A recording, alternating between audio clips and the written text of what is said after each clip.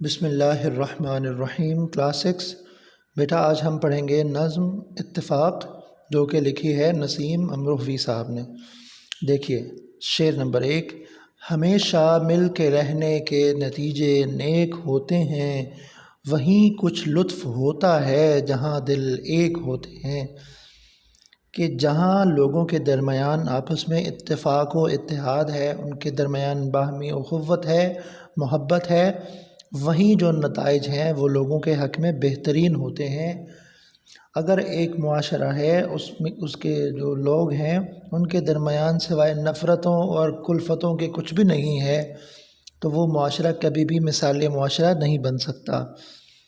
نظم کا عنوان اتفاق، شاعر کا نام نسیم امروہوی، مفہوم ہمیشہ مل کے رہنے کے نتیجے اچھے ہوتے ہیں اور وہیں مزہ آتا ہے جہاں سب مل جل کر رہتے ہیں اور سب کے دل ایک ہوتے ہیں۔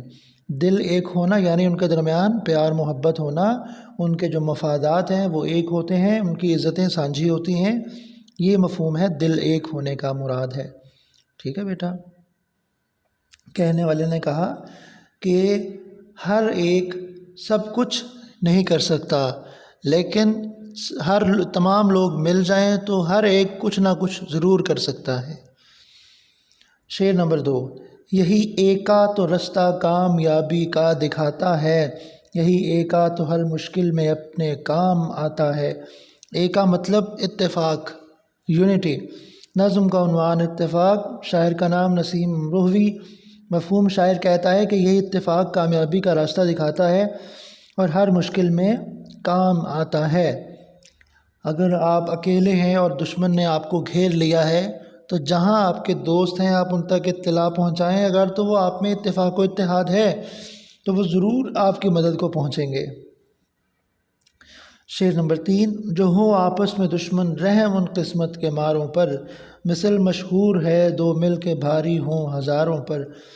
جو ہوں آپس میں دشمن رحم ان قسمت کے ماروں پر، قسمت کا مارا محاورتاً کہ ہائے رے میرے نصیب، ہائے میرے نصیب ماڑے، اس طرح کے جو ہے نا سلینگز بولے جاتے ہیں۔ اس نے کہا کہ جو آپس میں دشمن ہے، یا بھائی بھائی آپس میں دشمن ہے، یا دوست دوست آپس میں دشمن ہے، ان کی قسمت پر رحم کرنا چاہیے، قسمت کا مارا۔ ٹھیک ہے؟ مثل مشہور ہے، کہاوت مشہور ہے، دو مل کے بھاری ہوں ہزاروں پر، کہ اگر دو لوگ مل جاتے ہیں تو وہ کئی 100 لوگوں کو رگیت سکتے ہیں۔ اگر ایک ہاتھ میں 5 انگلیاں ہیں تو یہ انگلیاں کسی کو ضرب نہیں لگا سکتی، لیکن جب یہ انگلیاں ایک مکے کی صورت اختیار کرتی ہیں تو کسی کے دانت پہ لگیں گے تو انشاءاللہ اس کے دانت اندر نہیں رہیں گے، باہر ہی آئیں گے۔ ٹھیک ہے جی؟ دیکھیں شاعر کا نظم عنوان اتفاق، شاعر کا نام نسیم امروہوی، مفہوم جو آپس میں دشمن ہوں ان قسمت کے ماروں پر کرم ہو کیوں، کرم ہو یعنی اللہ کیوں کرم کرے، کہ یہ مثل مشہور ہے کہ وہ دو لوگ اگر مل جائیں تو ہزاروں کا مقابلہ کر سکتے ہیں۔ شعر نمبر 4، وہ بوندیں جو بکھر کر ایک دم میں سوکھ جاتی ہیں، جو مل جاتی ہیں آپس میں تو پھر طوفان اٹھاتی ہیں۔ یعنی ہلکی ہلکی بارش ہو رہی ہو نا، پھوار جسے کہتے ہیں، تو وہ کچھ بھی نہیں کرتی، اس سے بس یہ ہے کہ مٹی جو ہوتی ہے وہ سوکھ جاتی ہے، لیکن پتہ ہی نہیں چلتا کہ بارش ہوئی بھی تھی۔ لیکن جب موسلا دھار بارش ہوتی ہے اور وہ جوہر کا یا تالاب کا منظر اختیار کر لیتی ہے تو طوفان انہیں سے آتے ہیں۔ ٹھیک ہے؟